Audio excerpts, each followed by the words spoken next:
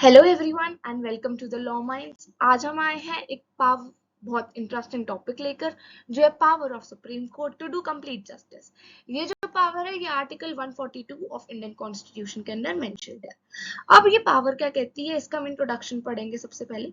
तो जो supreme court है यहाँ पे उसको एक बहुत ही ब्रॉड और फ्लेक्सिबल अथॉरिटी दी गई है आर्टिकल 142 के अंदर, जिसके अंदर वो कोई भी इशू पे ऑर्डर बोल सकता है जिससे वो केस सॉल्व हो जाए जो इसके आगे है।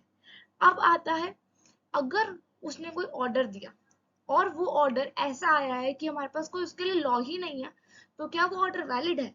तो हाँ, ये पावर उसी के बारे में बात करती है कि अगर सुप्रीम कोर्ट ने कोई भी ऐसा मुद्दा है जिसमें कोई ऑर्डर ही नहीं बना हुआ, हमारे पास कोई प्रेसिडेंट नहीं है या हमारे पास कोई लॉ नहीं है, तो क्या सुप्रीम कोर्ट उस पर पास कर सकता है? तो हाँ, सुप्रीम कोर्ट उस पर पास कर सकता है ताकि जस्टिस इंश्योर हो। इट इज नेसेसरी, अगर जरूरी है तो सुप्रीम कोर्ट क्या कर सकता है, कई बार वो ऐसा ऑर्डर भी पास कर सकता है जिसके अंदर कोई कंफ्लिक्ट हुआ, तो अगर वो ऑर्डर का उस कंफ्लिक्ट को सॉल्व करने के लिए अगर कोई ऐसा ऑर्डर निकलता है जो हमारे अभी के लॉ या रिक्वायरमेंट को वायलेट करता है या उसके अगेंस्ट जाता है, तो भी सुप्रीम कोर्ट पास कर सकता है अगर उसको लगता है कि यह जरूरी है तो। अब आर्टिकल 142 क्या कहता है कि सुप्रीम कोर्ट के पास ये भी पावर है कि वो अपनी खुद की ही रूलिंग्स या जजमेंट्स जो भी उसने दी है, अभी तक कोई ऑर्डर इशू करा है, उसको एडमिनिस्टर कर सकता है, उसको रिव्यू कर सकता है, ताकि वो देख सके कि कोई जस्टिस हुआ है नहीं हुआ, सब कुछ फेयर हो रहा है या नहीं हो रहा।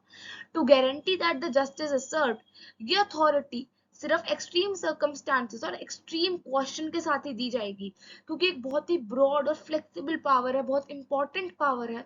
तो अगर हम इसको यूं ही यूज करने लग जाएंगे तो वो एक ब्रीच हो जाएगा, मतलब पावर्स ढंग से एक्सरसाइज नहीं होंगी, ओवर यूज हो जाएगा।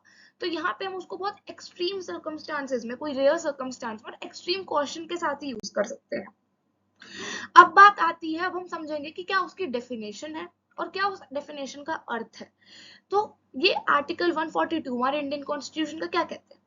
Enforcement of decrees and the orders of the Supreme Court unless as to discovery, Supreme Court in its exercise of its jurisdiction may pass such decree or make such order as it is necessary for doing complete justice in any cause or matter pending before it, and any decree so passed or orders so made shall be enforceable through the territory of India in such manner may be prescribed by or under any law made by the Parliament, and until provisions in it that behalf so be made in such manner that the president may by order prescribe.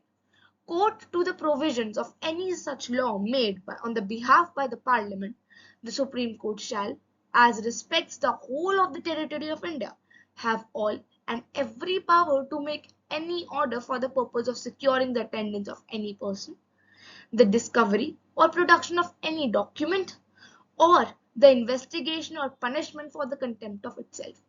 अब यहाँ पे supreme court के पास क्या power है कि वो अपनी jurisdiction में, उसके पास जो भी चीजें उसकी जुरिस्डिक्शन में आती हैं, जो उसकी टेरिटोरियल जुरिस्डिक्शन है, यानी कि हमारा पूरा देश भारत, इंडिया, तो यहाँ पे वो कोई भी डिक्री या कोई ऑर्डर पास कर सकता है अगर उसको लगता है कि ये हमारा कंप्लीट जस्टिस, हमारा कंप्लीट जस्टिस को इंश्योर करने के लिए है, एक अच्छा सिस्टम बनाने के लिए है, न्याय करने के लिए है। इन एनी कॉज, किसी भी कॉज में वो न्याय कर सकता है, किसी भी कॉज में वो डिसीजन दे सकता है, या कोई भी मैटर जो है। एंड एनी डिक्री जो पास है वो पूरे इंडिया में लगेगी जिस भी तरीके से सुप्रीम कोर्ट ने बताया है। अगर सुप्रीम कोर्ट कहता है कि मैंने ऑर्डर पास करा है कोई भी और वो पूरे देश में लगना चाहिए, या वो सिर्फ उस पर्टिकुलर स्फेयर में लगेगा, तो उस हिसाब से लगेगा। अगर और उसके बाद पार्लियामेंट भी कुछ लॉ निकाल देता है तो वहां पे लगेगा। And until provisions in it that behalf is so made, उस वे में प्रेसिडेंट भी प्रेस्क्राइब कर सकता है अपने ऑर्डर से। अगर कोई प्रोविजन नहीं बनता तो प्रेसिडेंट बताएगा। अब इसकी बात आती है सेकंड क्लॉज की, तो सब्जेक्ट टू द प्रोविजन जो भी बनाए हैं पार्लियामेंट ने, द सुप्रीम कोर्ट वो पूरी देश को रिस्पेक्ट करेगा। उसके पास पावर है कि वो कोई भी ऑर्डर बना सकता है ताकि एक बंदे की अटेंडेंस, एक पर्सन की जो अटेंडेंस है वो सिक्योर रहे, और वो कोई भी इन्वेस्टिगेशन स्टार्ट कर सकता है, कोई भी डॉक्यूमेंट का देख सकता है, कोई भी डिस्कवर कर सकता है, और अपने खुद के कंटेम्प्ट के लिए भी पनिश कर सकता है। और ये जो पावर है कंटेम्प्ट वाली ये अलग से भी मेंशन्ड है हमारे कॉन्स्टिट्यूशन में, जो सुप्रीम कोर्ट के पास है। अब हम देखते हैं कि आर्टिकल आया कहाँ से। तो ये जो आर्टिकल है ओरिजिनली आर्टिकल 118 था। सबको पता है हमारे पास एक कॉन्स्टिट्यूएंट असेंबली थी जिसने हमारे देश के आजाद होने से पहले से ही कॉन्स्टिट्यूशन बनाना स्टार्ट कर दिया था। तो अब यहाँ पे उन्होंने बहुत सारे ड्राफ्ट्स निकाले कि कैसे कैसे कॉन्स्टिट्यूशन आएगा, उसमें क्या क्या चीजें होंगी, क्योंकि सबको पता है इंडिया का कॉन्स्टिट्यूशन अभी तक का लॉन्गेस्ट और सबसे लंबा चलने वाला कॉन्स्टिट्यूशन है। तो यहाँ पे उन्होंने बहुत सारे ड्राफ्ट्स निकाले। उन ड्राफ्ट्स पे जो हमारी कॉन्स्टिट्यूंट असेंबली थी जिसमें हर प्रकार के लोग थे, उन लोगों ने डिस्कशन करी। तो जब ड्राफ्ट था उसके अंदर ये आर्टिकल 142 ना करके 118 था। अब ये जो ड्राफ्ट था ये कॉन्स्टिट्यूशन असेंबली में प्रेजेंट किया गया कि देखो और डिस्कशन करते हैं कि आपको क्या ठीक लग रहा है क्या गलत लग रहा है। अब ये ड्राफ्ट कब प्रेजेंट करा गया, कंसीडरेशन के लिए, ताकि बातचीत स्टार्ट हो, लोग इसके देखें। तो ये प्रेजेंट करा गया मई 27 1949 को। लेकिन हैरानी की बात और एक प्राउड की बात एक ये है कि ये जो आर्टिकल था इस पे किसी ने कुछ डिस्कस नहीं करा, उसको उसी दिन बिना किसी डिस्कशन के पास कर दिया। क्यों? क्योंकि सबको लगा कि हमारा जो देश का इतना बड़ा कोर्ट है उसको इतनी इंपॉर्टेंट पावर तो दी ही जानी चाहिए ताकि वो जस्टिस इंश्योर कर पाए। क्योंकि अगर ये पावर नहीं दी जाएगी तो लोगों के साथ तो अन्याय हो सकता है ना। तो ये पावर दी गई ताकि हमारे देश में जस्टिस इंश्योर करा जाए, जुडिशरी की इंडिपेंडेंस रहे, जो हमारे साइलेंट फीचर्स में भी आता है। तो इसलिए उसी टाइम ये आर्टिकल को पास कर दिया गया और जब ये कॉन्स्टिट्यूशन आया तो ये आर्टिकल 142 की तरह आया, ना कि 118 के नंबर में। अब हम देखते हैं इसके फीचर्स क्या है। तो अब इस आर्टिकल के बहुत सारे फीचर्स हैं जो बहुत इंपॉर्टेंट है। अब क्या है, ये आर्टिकल जो है वो सुप्रीम कोर्ट को एक बहुत ही बड़ी डिस्क्रिशनरी पावर देता है, क्योंकि अब सुप्रीम कोर्ट के ऊपर है ना कि वो कहाँ पे कौन सा ऑर्डर पास करे अगर कोई लॉ नहीं बना तो। अब यहाँ पे जो है सुप्रीम कोर्ट उन जगहों को, उन सर्कमस्टांसेस को अकाउंट में ले सकता है और कोई भी प्रिंसिपल को इस्टेब्लिश कर सकता है जहाँ पे नहीं है। वो एड्रेस कर सकता है हमारे कॉम्प्लेक्स इश्यूज, कोई एक्स्ट्रा ऑर्डिनरी इशू है जो हमें लगता है कि बहुत जरूरी है, तो सुप्रीम कोर्ट उसे अपनी इच्छा से, अपनी डिस्क्रिशन से उसको एड्रेस कर सकता है। ये आर्टिकल सुप्रीम कोर्ट को एक्सपैंड करता है। कैसे? क्योंकि it's due restriction under the article, supreme court जो भी मैटर्स हैं इसकी जुरिस्डिक्शन के बाहर के, जो अब इस उनको भी अपने अंडर ले सकते हैं, उनको भी गवर्न कर सकते हैं, जैसे कि जो मैटर है जो जुरिस्डिक्शन में आते हैं दूसरे कोर्ट्स की या ट्रिब्यूनल्स की। अब ये जो आर्टिकल है ये रिफ्लेक्ट करता है इंटेंशन हमारे कॉन्स्टिट्यूशन मेकर्स का, कि वो क्या चाहते थे, क्या उनके इंटेंशंस थे, क्या उनके विचार थे जब उन्होंने आर्टिकल बनाया। जो इंश्योर करना था कि जो हमारा फ्रेमवर्क है वो डायनामिक हो। डायनामिक क्या होता है? जो समय के साथ चेंज होता रहता है। डायनामिक हो ताकि जो हमारी सोसाइटी की नीड्स हैं जो समय के साथ बदलती रहती हैं, उनके हिसाब से हमारा फ्रेमवर्क बदलता रहे और ये हमको बहुत एप्रोप्रिएट रेमेडीज देता है। क्योंकि आजकल के जो टाइम है, चैलेंजेस आते हैं, वो चेंज होते रहते हैं, सर्कमस्टांसेस चेंज होते हैं, तो उसके लिए हमारे को बहुत ही अच्छे अडेप्टेशंस देता है, रेमेडीज देता है। अब इसके ऑब्जेक्टिव्स क्या है? तो इसके कुछ 4 ऑब्जेक्टिव्स हैं। अब जो है ये इन्फोर्स करता है फंडामेंटल राइट्स को। ये जो पावर है ये फंडामेंटल राइट्स को इन्फोर्स करती है। जैसे हमारे पास एक केस है Vishakha versus state of Rajasthan का, जो मैं आगे अभी डिस्कस भी करूंगी। फिर है कोई स्टैट्यूटरी गैप, जैसे मैंने पहले भी बोला कि अगर सुप्रीम कोर्ट को लगता है कि इधर मेरे को जस्टिस देना है, हमें जरूरी देना है, हमें न्याय देना है, यहाँ पे गलत हो रहा है, लेकिन वहां पे कोई भी लीगल प्रोविजन नहीं है, तो भी सुप्रीम कोर्ट उसको जस्टिस को डिलीवर करेगा और जिससे क्या होगा, जो भी गैप है हमारे सिस्टम में वो फिल हो जाएगा। Under this article supreme court investigations बना सकता है, करवा सकता है। ठीक है, जब कोई प्रोविजन ही नहीं है, ठीक है, इन्वेस्टिगेशन का कहीं मेंशन नहीं है, लेकिन वो करवा सकता है। सुप्रीम कोर्ट यहाँ पे इंश्योर करता है कि जो उसके ऑर्डर्स हैं जो उसने डिलीवर करे हैं वो पूरे हों, इसलिए ये आर्टिकल है। अब आता है आर्टिकल 142 और जुडिशियल एक्टिविज्म। अब क्या है भाई, जुडिशियल एक्टिविज्म हमारी एक लीगल फिलोसफी है जो कहती है, एक्टिविज्म एक वर्ड है, राइट? एक्टिविज्म कहते हैं बहुत एक्टिव होना, जो हम डेली लाइफ में यूज करते हैं। तो ये जो है लीगल फिलोसफी है जो कहते हैं कि जुडिशरी शुड, यानी कि जानी चाहिए भी और कैन, जा भी सकती है अपनी लिमिट्स के बियॉन्ड, ताकि वो देख सके कि लॉ का क्या इम्पैक्ट आ रहा है, सभी लोगों को बेनिफिट हो सके। अब ये जगह, ये जो एक्टिविज्म है ये 3 सिनेरियोज में आता है। जब हमारा कोई प्रोविजन है जो बना ही नहीं है, एब्सेंस ऑफ स्टैट्यूटरी प्रोविजंस। अब इसके अंदर क्या होता है, जब कोई लॉ ही नहीं है, एक क्राइम हुआ वो हो गया, लेकिन उस क्राइम के अगेंस्ट कोई लॉ ही नहीं है, तो यहाँ पे जुडिशरी एक डिसीजन देगी जुडिशियल एक्टिविज्म के अंदर और आर्टिकल 142 के अंदर। जैसे केस हुआ Vishakha versus state of Rajasthan का। ये क्या था, सबने सुना होगा, बहुत फेमस केस है। इसके अंदर जो विशाखा थी, विशाखा के साथ she was raped at her work place. वो अपनी वर्क की ड्यूटी कर रही थी, जो उनको ड्यूटी असाइंड थी उनके वर्क से, और उसके दौरान ये शी वाज रेप्ड।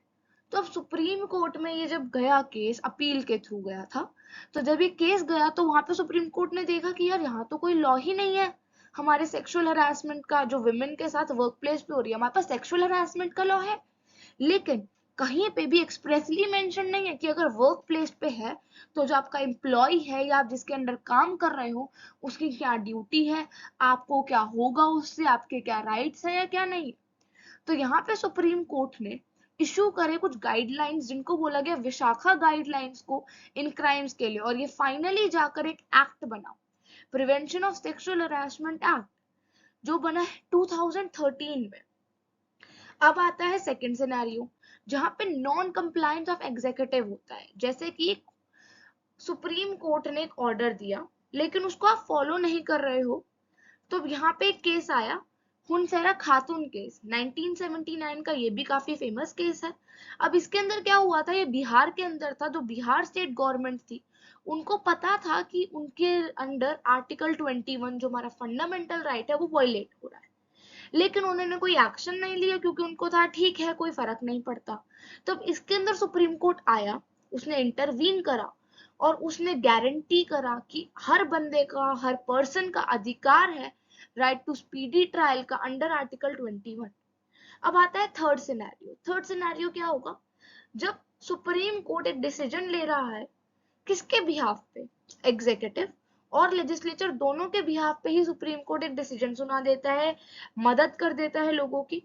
तो against this backdrop supreme court के एफर्ट्स रहे हैं हमेशा से ही कि वो गाइडलाइंस दे कि जो प्रोहिबिशन है या जो यूज है हमारे इन्वायरमेंटली डैमेजिंग चीजों का, बहुत सारी चीजें हैं जो फायरवर्क्स है, हम दिवाली के टाइम पटाखे छोड़ते हैं, उनका एक बहुत ही डैमेजिंग इफेक्ट रहता है। तो बहुत सारे लॉज बने हैं इसके लिए, environmental pollution, automobile, thermal pollution के लिए। लेकिन यहाँ पे एक पब्लिक इंटरेस्ट के लिए बात आई कि एक हार्मफुल पॉल्यूशन है जो पॉल्यूट करता है हमारे इन्वायरमेंट को, कैसे, फायरवर्क से। तो सुप्रीम कोर्ट ने यहाँ पे एक सामने से आके स्टेप लिया कि वो फायरवर्क्स को दिल्ली में कैसे रेगुलेट करेगा।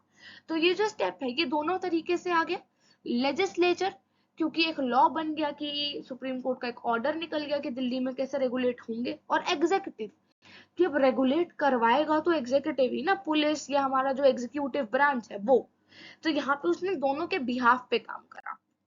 अब हम देखते हैं इसके एडवांटेजेस और डिसएडवांटेजेस।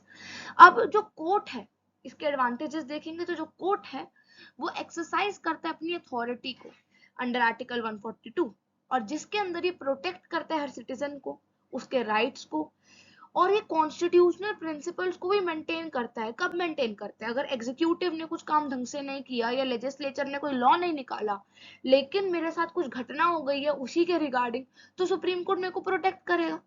अदरवाइज अगर ये नहीं होता तो कोई घटना हो जाती, जैसे विशाखा वाले केस में उसका रेप हुआ, लेकिन वहां पे अगर ये चीज नहीं होती तो सुप्रीम कोर्ट तो विशाखा को प्रोटेक्ट ही नहीं करता ना, उसके साथ तो बहुत बड़ा अन्याय हो जाता, और हमें क्या पता कि विशाखा के बाद और कितने अन्याय ऐसे होते। इसलिए एक बहुत ही इंपॉर्टेंट चीज है। फिर आता है, ये एम्पावर करता है सुप्रीम कोर्ट को स्टैट्यूटरी गैप्स फिल करने का, जब वो काम ही ऐसा कर रहा है कि वो हमें प्रोटेक्ट कर रहा है। तो अगर उस टाइम लेजिस्लेटिव का कोई लॉ नहीं है तो कोई गैप हो गया हमारे देश में एक। अब जैसे विशाखा वाले केस की ही बात करें क्योंकि वो इजी है समझने में, वहां पे एक गैप था, तो सुप्रीम कोर्ट ने वो जो एक्ट था विशाखा गाइडलाइंस निकाल के उस गैप को फिल करा। और वो गैप कब तक फिल्ड रहा, ये केस बहुत पुराना है, लेकिन इसका जो एक्ट बना वो बना है 2013 में। तो उसके बीच के टाइम पे सुप्रीम कोर्ट ने उस गैप को फिल करा और देखा, ध्यान दिया कि ऐसा कोई दोबारा घटना ना हो।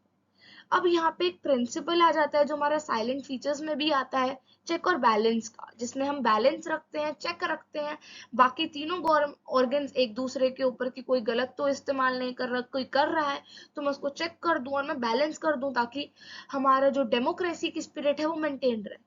तो यहाँ पे ये प्रोविजन जो है ये बहुत ही अपहेल्ड होता है, ये इंश्योर होता है, क्योंकि अगर कोई भी ऐसा कार्य जो हमारा एग्जीक्यूटिव या लेजिस्लेचर कर देता है तो सुप्रीम कोर्ट उसको रोक देता है, वो चेक करता है। अब बारी आती है डिसएडवांटेजेस की। तो एक बहुत ही बड़ा डिसएडवांटेज क्या है, हम एग्जीक्यूटिव को क्वेश्चन कर सकते हैं, हम हमारे नेताओं को या हमारी पुलिस को सवाल पूछ सकते हैं, हम लेजिस्लेचर को, हमारे प्रधानमंत्री को भी सवाल पूछ सकते हैं और पूछते हैं। लेकिन अब सुप्रीम कोर्ट को जो मामूली लोग हैं, इवन पार्लियामेंट भी सुप्रीम कोर्ट का कंडक्ट या किसी भी कोर्ट का कंडक्ट डिस्कस नहीं कर सकता। आप सुप्रीम कोर्ट को सवाल नहीं उठा सकते हैं कि आपने क्यों करा, आप उसको अकाउंटेबल हेल्ड नहीं कर सकते हैं। तो यहाँ पे जो वैसे ही पावर डिस्क्रिशनरी उसकी मर्जी पर है, और आप उसको जब सवाल उसको क्वेश्चन भी नहीं कर सकते, उससे पूछ भी नहीं सकते, तो एक बहुत ही बड़ा डिसएडवांटेज हो जाता है। अब इससे जुडिशियल ओवर रीच होती है, जिसमें जो सुप्रीम कोर्ट है वो एक्स्ट्रा मतलब जुडिशियल एक्टिविज्म हो गया जिसमें वो एक्टिव है, लेकिन ओवर रीच में वो बियॉन्ड जो जुडिशरी जा रहा है। ठीक है, अब इसमें अलाउ हो जाता है जुडिशरी को कि वो एग्जिस्टिंग लॉ है या प्रोसीजर है उसको बाईपास कर सकती है, अगर उसको लगता है कि सिक्योरिटी है उसको ये डिसीजन देना चाहिए तो जो गलत है। अब आता है इसी प्रकार जो प्रिंसिपल है चेक्स और बैलेंसेस का, उसमें भी सुप्रीम कोर्ट कभी ना कभी अगर गलती से उसको लगा या उनको लगा सुप्रीम कोर्ट को, तो वो क्या कर सकती है, वो एक ऐसा डायरेक्शन दे सकती है जो अथॉरिटीज के जुरिस्डिक्शन के बाहर है। अब यहाँ पे तो बहुत गड़बड़ हो जाएगी, डिसबैलेंस क्रिएट हो जाएगा। अब इसके हम कुछ केसेस देखते हैं फॉर बेटर अंडरस्टैंडिंग।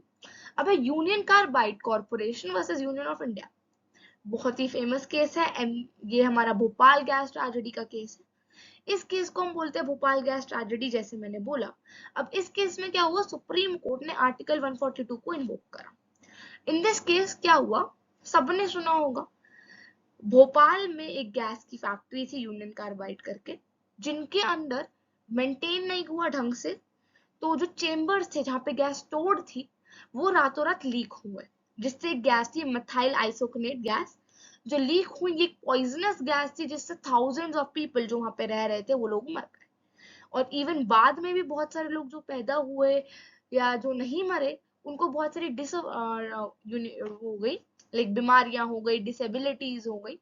अब in this case the unit carbide corporation ये जो थी उसको लायबल माना गया, और कोर्ट ने ये बोला कि जितने भी लोगों की मृत्यु हुई है, जिनको भी हानि पहुंची है, उनको कंपनसेशन मिलेगी।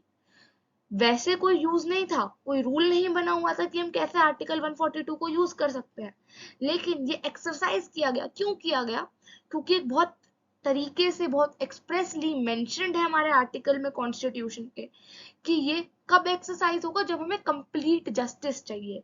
तो यहाँ पे सुप्रीम कोर्ट ने कंप्लीट जस्टिस के लिए ये आर्टिकल को लगाया और सभी को मुआवजा या कंपनसेशन दिलवाई। अब ये जो केस था ये supreme court bar association versus union of India में भी यूज हुआ, साइट हुआ है।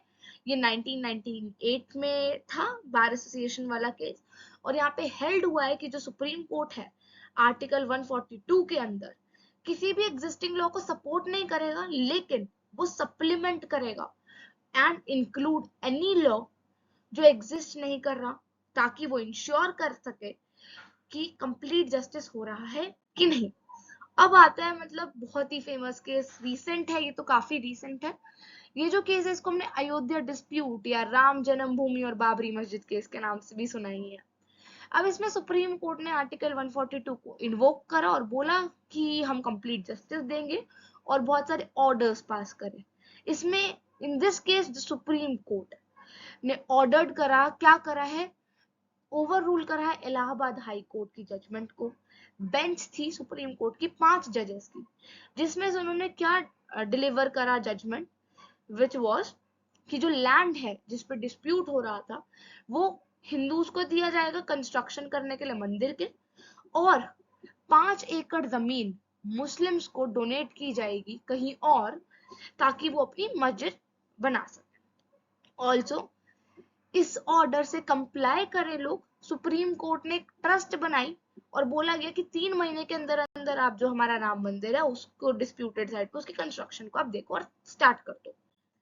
अब बारी आती है कंक्लूजन भाई।